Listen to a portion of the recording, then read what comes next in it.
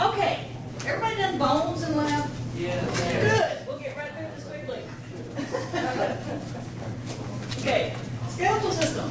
Bones plus cartilage. You know when you're eating a fried chicken leg and you're driving in your car and you're not really paying attention to what you're doing, and this slick thing comes off the end of the chicken bone? That's the cartilage. Ligaments, which are connective tissue that tie bones together, and then where bones meet, those are called articulations or joints, known as blunts or doobies in Jamaica. Now, sorry, totally inappropriate. There are lots of different kinds of bones. I'm sure you talked about those in lab. Big thing to need to know about bones that you may not realize is that your blood, all the cells of your blood, white blood cells, red blood cells, platelets, are made inside the bone marrow. We'll come back to this in AP2. All right. I think these are kind of cool. This sesamoid bone. Your kneecap is actually considered a sesamoid bone because it forms within a tendon. And lots of people can have different, these sesamoid bones are varied. People have them, tend to be around wrist, toes, fingers, that kind of thing. So a little extra bones, just a little extra something for you. Not everybody has the same amount. That's correct. Not everybody has the same amount of bones. The sesamoid bones and the sutural bones, which are little extra bones that are between the major bones in the skull. So people can have extra ones of those. Okay, you probably did this in lab. The epiphysis, the metaphysis, and the diaphysis. Diaphysis being the shaft, the medullary or marrow cavity in between. The epiphysis being the ends, and then the metaphysis basically being between, the little area between the diaphysis and the epiphysis. I just like those words. Diaphysis, epiphysis, metaphysis. All right. When you are a small bee, most of your bones are filled up with red bone marrow. And as you age, you begin to deposit adipose tissue into the bone marrow. And that's the yellow bone marrow. And so when you're an adult, if they have to do a bone marrow aspirate, they really don't want to go through your skull. They really don't want to go through your joints. So what they do is they usually go into the iliac crests. Or if you're a large person, they will actually go into the sternum to aspirate bone marrow. All right, let me see. Y'all can read through all of that. Periosteum is the covering outside the bone. Endosteum is the covering inside the bone. Let's see. You did bone histology. Did you do bone histology in lab? Yeah. Osteocytes and osteoblasts and osteoclasts? Yeah. No? Yeah. Yes, we did. All right. Bone is a type of connective tissue. I know y'all did tissues in labs, right? You had epithelial tissue, connective tissue, and what else? Two others. Nervous tissue. Wait. Muscular tissue. Muscular tissue. All right, so bone is a type of connective tissue. You had all kinds of different kinds of connective tissue, a realer connective tissue and all kinds of stuff. So bone is one of the supporting connective tissue or supportive of connective tissues. I just love this. Connective tissues have a lot of extracellular matrix with cells kind of stuck in there. So it kind of reminds me of grapes and jello. Kind of. So bone is bone is mainly calcium salts, like salt crystals. Only instead of being sodium chloride, it's calcium phosphate or magnesium phosphate or calcium hydroxide. But it's like crystals. So most of bone is not cellular. There's more matrix than there are cells. Bone is kind of like steel reinforced concrete, where you have the rebar, the steel bars, that would be your collagen fibers. And then you've got the cement that gets poured over that. That would be your calcium salts. And then if you stuck a cell in there every once in a while, that would be bone. So it's mostly dead stuff. So you need both the collagen fibers and the calcium salts. If you just had collagen, you do this. If you just had calcium salts, you'd snap. Or if you're in your mid-40s. Okay, so, yeah. But bone is a living tissue. Bone can be repaired because there are cells in there every so often. 4 types of bone cells. Now, the first 3 groups of these, the osteoprogenitor cells, the osteoblasts, and the osteocytes, they're all related. The osteoclasts come from a different clan, different side of the railroad tracks.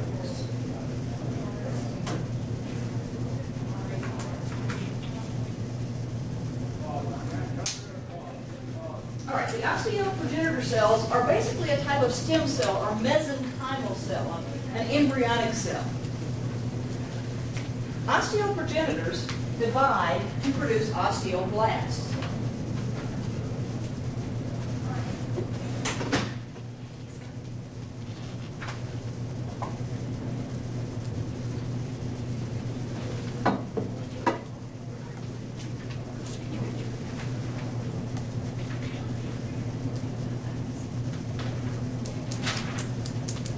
Now, you don't have a lot of these osteoprogenitor cells, but you have enough that they divide to produce osteoblasts. Now, the osteoblasts are what actually produce the bone matrix, what's called the osteoid. The stuff that's going to harden and become bone.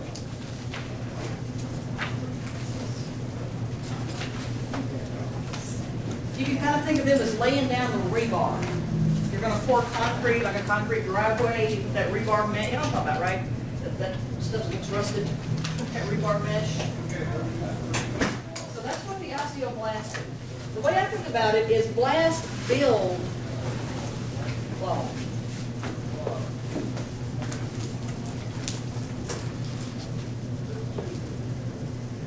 And once the blasts have those collagen fibers, the rebar laid down, then calcium salts can deposit into that osteoid.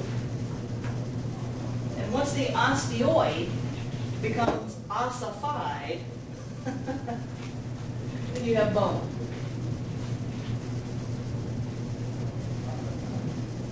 The osteoid is kind of like the precursor before it gets hard.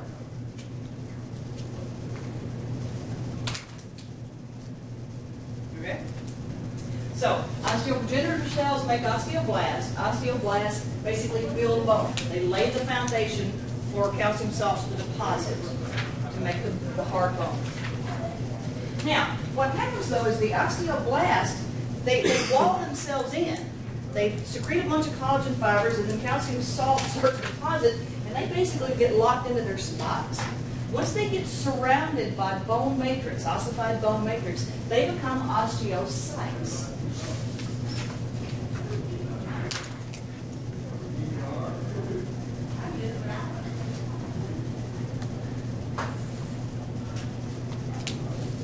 And it's the osteocytes that take care of the bone.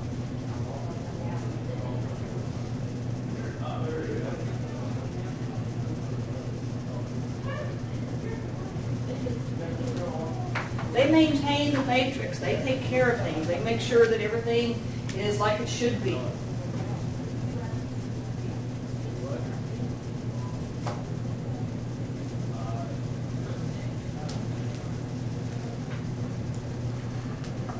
Now, one of the cool things about these is if you break a bone can heal.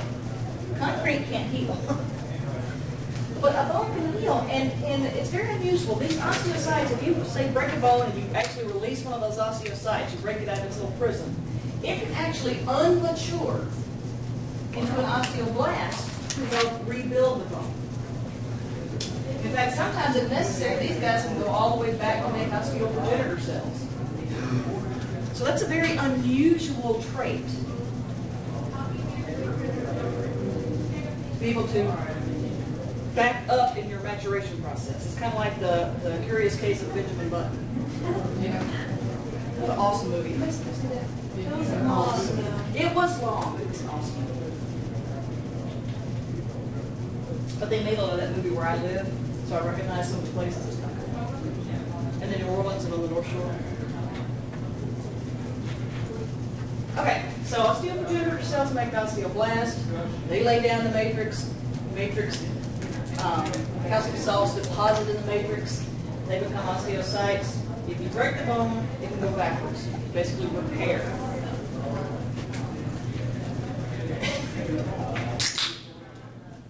Now, you probably learned in lab that the osteocytes live in a little hole called the lacuna. Yeah.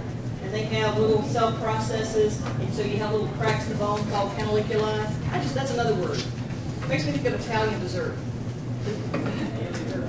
Pasta. Canaliculi. Ow? Canaliculi? Like cannelloni? Oh. I was thinking dessert, and I was like, And that cannelloni and that Yeah. stuff with the cream cheese. I'm thinking tiramisu. Oh, what is the one that's stuffed with the cream cheese and dessert? Cannoli. Cannoli. Cannelloni, cannoli, canaliculi, no you can't, whatever. Okay. It's gonna be fast. I'm strictly Dr. Pepper. Now, osteoclasts come from a whole different line of cells. You're gonna spell different. Like, Oh my gosh. osteoclasts are basically a type of macrophage. A macrophage is a cell that eats stuff. You have macrophages everywhere in your body. You got them in your lungs, you got them in your liver, you got them in your spleen, you got them crawling under your skin. What is that, a macrophage? Yeah, How do you spell that? right there. Oh, it's on there, never mind. It's okay, it's okay. So an osteoclast's job is to chew up the bone.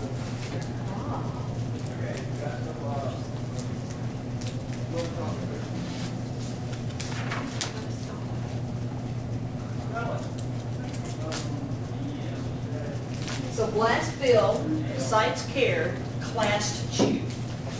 They break down the bone matrix. Why would you want to break down the bone matrix? The bone is where your body stores calcium. Duh, right? Everybody's seen Got Milk commercials, right?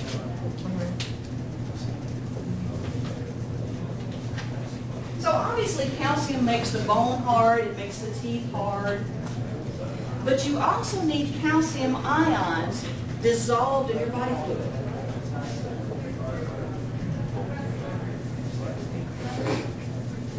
Now why do you need calcium ions? Because your heart will not work, your nerve cells will not work, your skeletal muscle cells will not work without the appropriate level of calcium ions. And so your body will sacrifice your bone matrix to keep your heart contracted, to keep your nerve cells functioning. Does that make sense? Is that bad, though?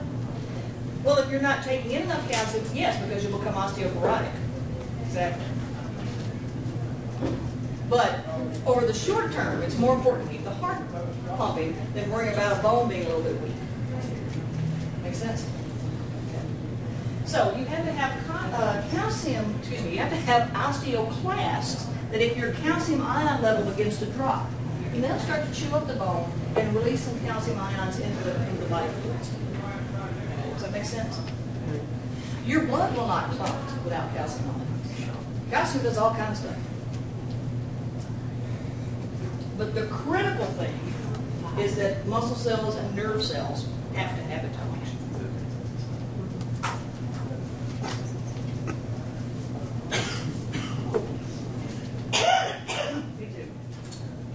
Okay?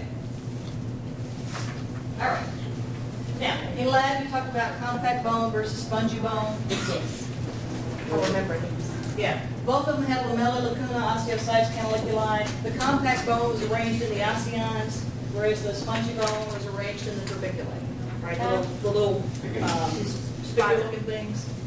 Yeah. Huh? Is the yellow, is that in like the, It could be anywhere. okay, Yeah.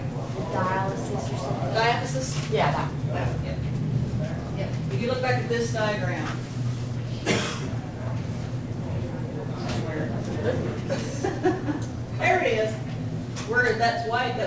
detail stuff is. Okay. All right, so I'm not going to go through a lot of this because you did it in lab. If you have questions, you can ask me later. Okay. Now, during fetal development, obviously you start out, sperm meets the egg, they decide to get married. Oh, and then they have a kid. And then that cell divides, goes through mitosis, zoonosis. And so as the little embryo, which will eventually become a fetus, begins to develop, most of the bones develop by something called endochondrial ossification. Chondro, think cartilage. Like the cells in cartilage are called chondrocytes, right? They're in their little cocoon, hanging out. The cells in bones are called osteocytes. They're in their cocoon because cartilage and bone are your supportive connective tissues. So most bones form by a cartilage model. If you think about sharks, most of the shark skeleton is cartilage. So the shark baby forms, and you have cartilage bones, and that's all they get. I think the outer edges of their vertebrae may have a little bit of ossification. That's juvenile. But our bones go ahead and ossify. Now, this process of endochondral ossification is not complete until you're in your 20s. Oh, yay, I hit it. Yeah. 20. Oh, okay. But a few of the bones don't develop from a cartilage model. They develop from a membrane, a sheet of connective tissue. And that's called intramembranous ossification. Now, your textbook goes into a lot of detail about how this works. I'm not necessarily interested that you understand the details, but you do need to understand the difference between the terms. Endochondral versus intramembranous ossification. And that's a big one. Okay. The ones that form from membranes, in general, it's the roof of the skull, some of the face bones. Most of the other ones form from endochondral ossification. Okay. All right. I have no idea. Yes. Both the endochondrial and the intramembranous. Are they? Okay. Well, while they're running around getting their notes, I'll let you see the one. Can you see that? Yes, No. Very hard. They're little. Yes, everything. Chondrocytes, perichondrial cells. Good. You gotta figure out which contact focuses that is. Oh. Yeah, fibroblasts, primary and secondary ossification centers. Primary would be in the middle, secondary would be in the epiphyseals. Membranous, basically it's the mesenchymal cells. Again, it's these embryonic tissue cells.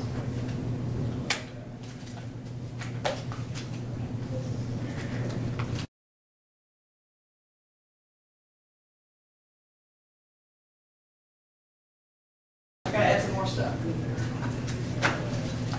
All right, now, so once you're born, a lot of your bone is still cartilage. It's not fully ossified. And in your long bones, you have what are called epiphyseal cartilages or epiphyseal plates. And that's how your bones grow lengthwise. The cartilage grows. And as the cartilage grows, it gets replaced by bone. And as long as the rate or the speed of cartilage growth and bone replacement are the same, your bones continue to grow longer. So you start out with, wait, what did I do with that dog hand?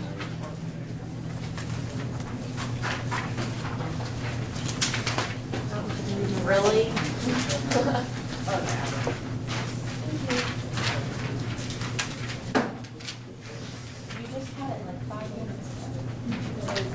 All right?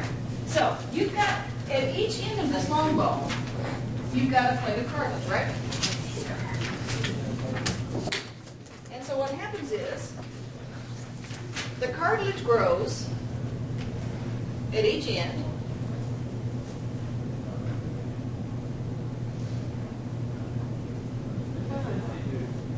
And then part of that cartilage is replaced by bone.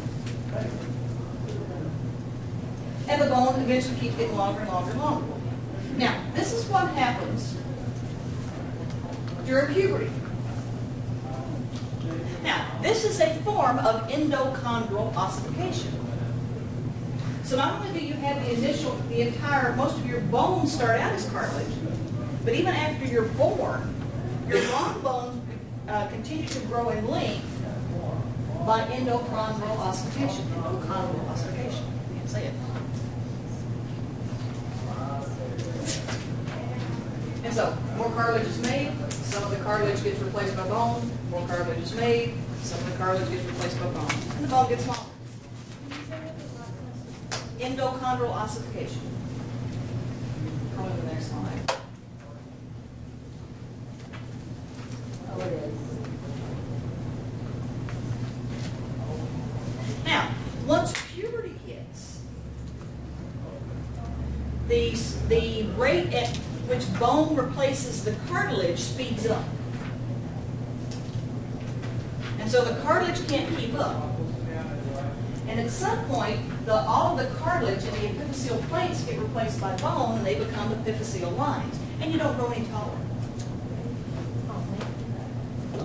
And so it's those sex hormones that surge at puberty that speed up the rate of bone production. Now, I've been this height since the 6th grade, which was great for junior high basketball. Not so much for high school. I joined the band. Because there was some big old girls in high school. Oh, okay. But my family, we hit puberty early. TMI. But the problem is we grow fast, but then we stop. Make sense? Okay. All right. So, growing bone, not so much. So, the lengthwise growth of bones is due to endochondral growth, or endochondral ossification.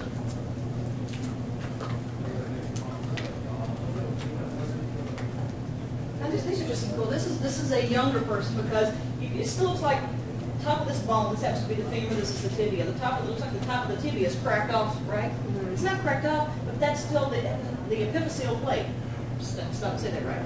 With the emphasis on the right syllable. The epiphyseal plate. It's not cracked. Even your kneecap, look at that, has an epiphyseal plate. Isn't that cool? So that's the growth plate. That's the growth plate. Yeah, it's cartilage. And then once ossification has, and see here, you can see it even better. That's not empty, it's not broken, that's cartilage. Yeah. So pretty much when you run out of cartilage to replace, You stop growing tall, and you start making fat cells. Anyways. Okay. So they can birth babies. But anyways, it's another one.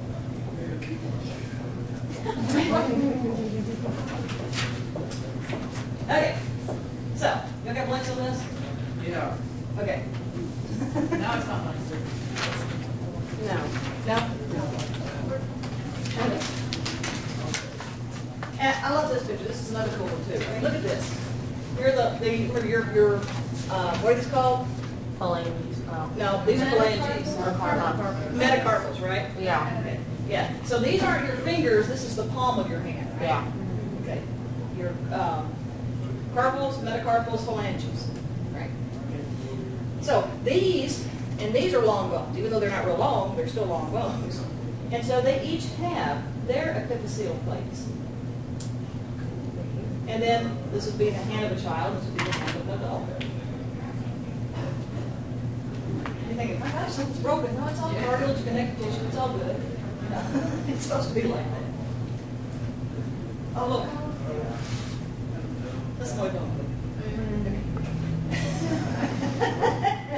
Okay. Now, as the bones are growing longer, they better be getting wider.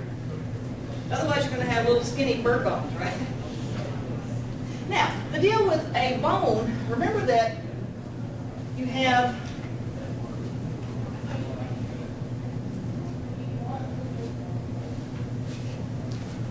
it's just like butt cheeks. You have the medullary cavity, right? And so when a bone grows wider, that's called appositional bone growth. Endochondral growth lengthwise. Appositional widthwise.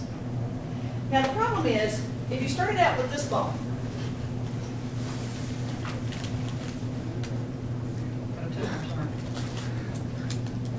and it's got a little bitty skinny medullary cavity, right? So if I just added bone to the outside, then I'd end up with a great big bone with a little bitty medullary cavity.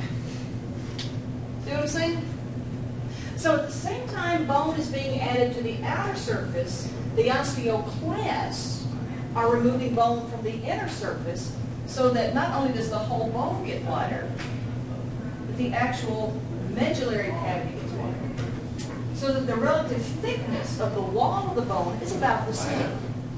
Otherwise you have these great big heavy thick bones. You could move. Does that make sense? And so that's what they're showing you. You can see that the actual thickness of the bone doesn't change that much. Even though the whole bone gets wider, so does the medullary cavity. Because bone is removed from the inside as bone is being added to the outside. That's appositional growth. And y'all can read through all that, it's all kind of good stuff. Kind of basically what I said. I'm giving you the Reader's Digest condensed version of that.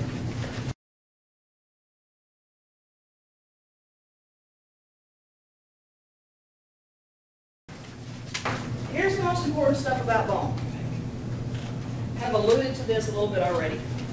Bone is the major place that your body stores calcium.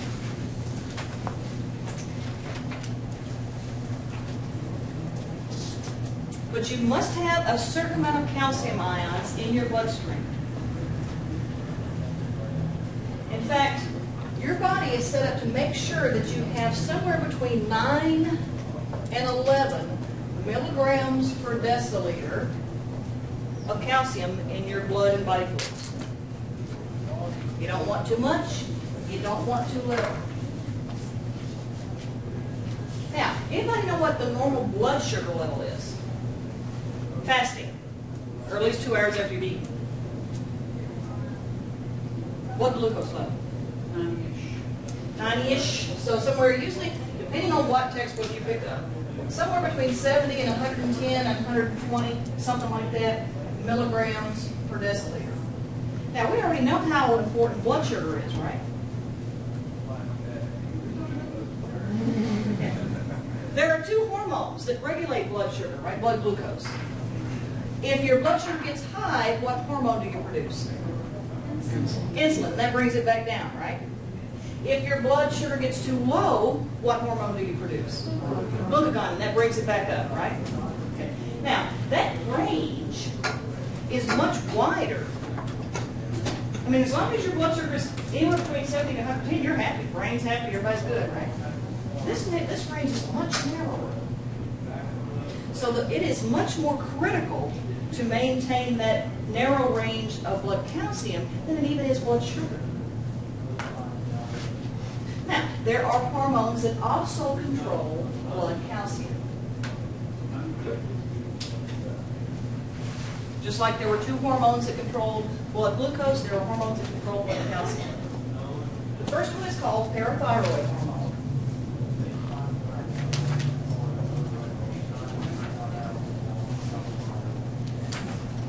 The second one is called calcitonin.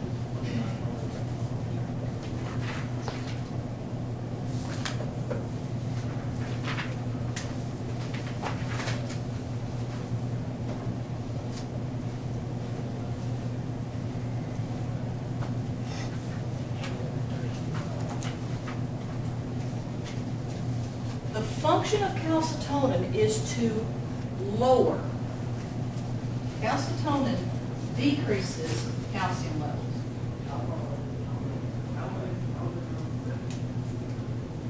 So, if your calcium begins to get too high?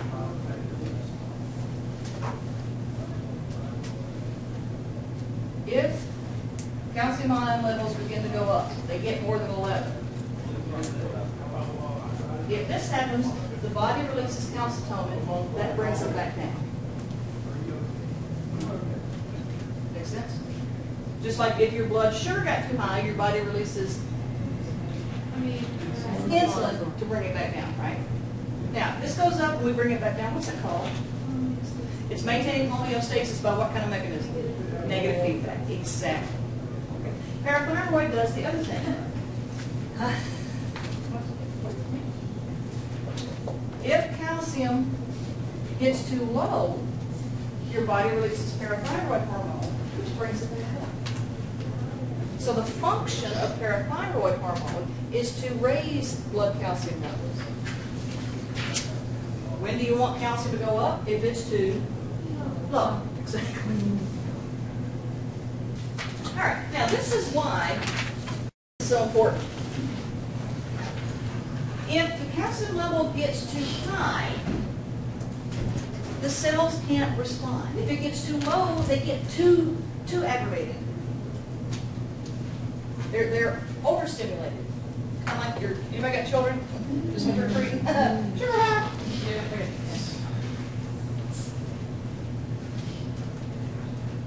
So, for instance, if your skeletal muscles start to twitch, that's just annoying. Unless they're really twitching, that's a seizure. But if your cardiac muscles begin to twitch, blood flow stops. It's not good. Not good stuff. So, all right. Now, the job of parathyroid hormone is to raise the calcium levels. How does it do this? Well, the first thing it does is it stimulates the production of something called an osteoclast growth factor. Now, what is an osteoclast? What's its job? Cares for. Cares. No, that's site. Choose a. Sites care. Clast chew. They claw the tissue. The sun came out. We got to fix the blinds. Here's a go here. That's a pretty.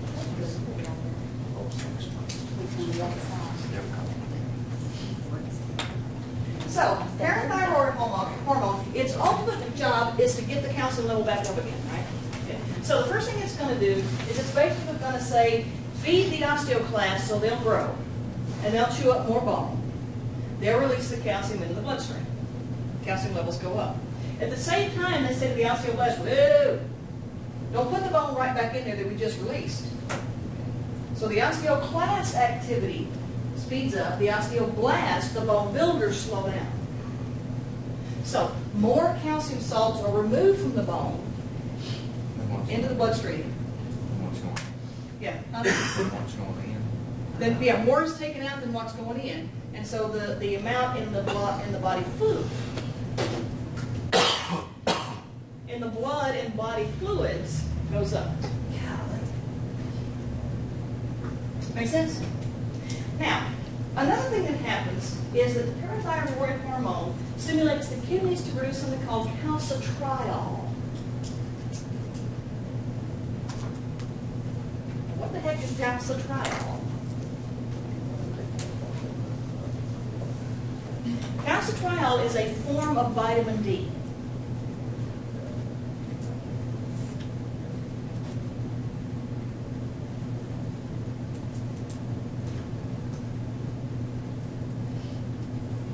You get vitamin D from milk, right? You get vitamin D from sunlight. Yeah. And so you have all these sources of vitamin D, and basically the kidneys take that kind of vitamin D and turn it into this form, an active form. And what this does is it says, calcitriol says to your intestines, suck all the calcium you can out of whatever this person's eating. So calcitriol increases the intestinal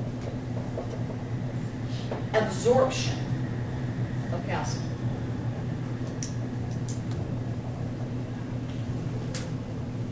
So that more calcium is removed from your food into your bloodstream.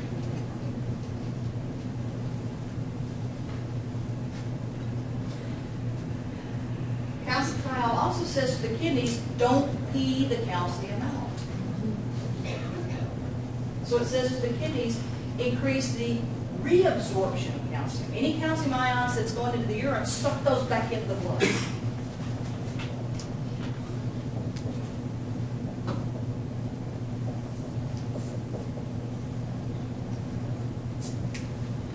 So suck all the calcium you can out of the food, suck it all back out of the urine. If there's any in there, put it back in the bloodstream.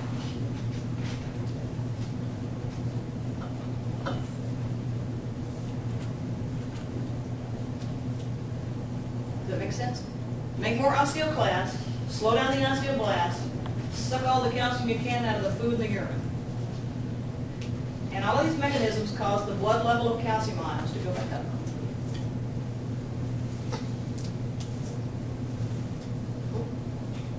Now, just as a point of clarification, if I say increased renal reabsorption of calcium, that's the same thing as saying decreased renal excretion, right?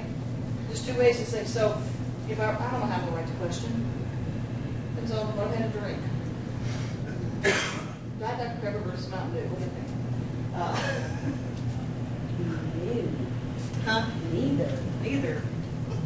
It's a regular Dr. Pepper or not a doctor's Pepper. Yeah. In other words, increased renal reabsorption is the same thing as decreased renal excretion. In other words, don't pee it out, right? I don't mean to be confusing. It's just that the subject I teach is confusing. All right? Now, parathyroid hormone comes from a gland called the parathyroid glands. If you miss this test on a question, if you miss this question on a test, God has a plan for your life, there's not it. The parathyroid hormone is produced by the parathyroid glands. You got 4 of them on the backside of your thyroid, right? Okay. All right. Now, calcitonin is made by the thyroid gland. So I can understand why you get that messed up. No. I'm just saying. And that's what all this is. All right. Calcitonin, its job is to tone the calcium down. That's how I remember it. Calcitonin tones the calcium down.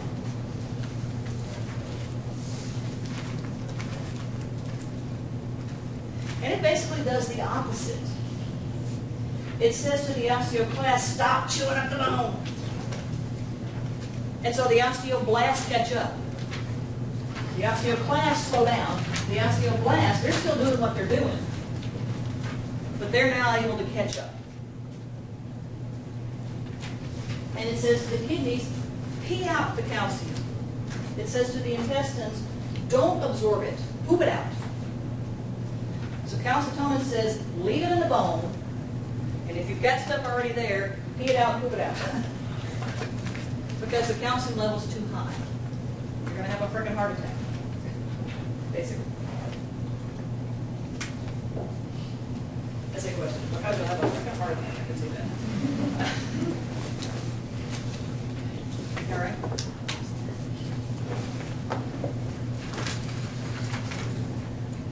Calcitonin decreases renal absorption.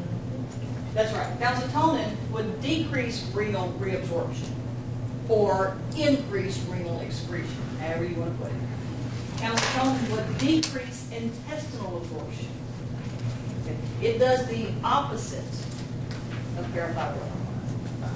So if you remember what one of them does, you just know the other one does the opposite.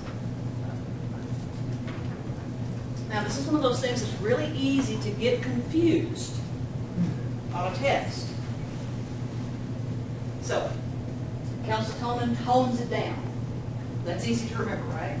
Okay. So, you know, parathyroid hormone has to do what? Bring it up.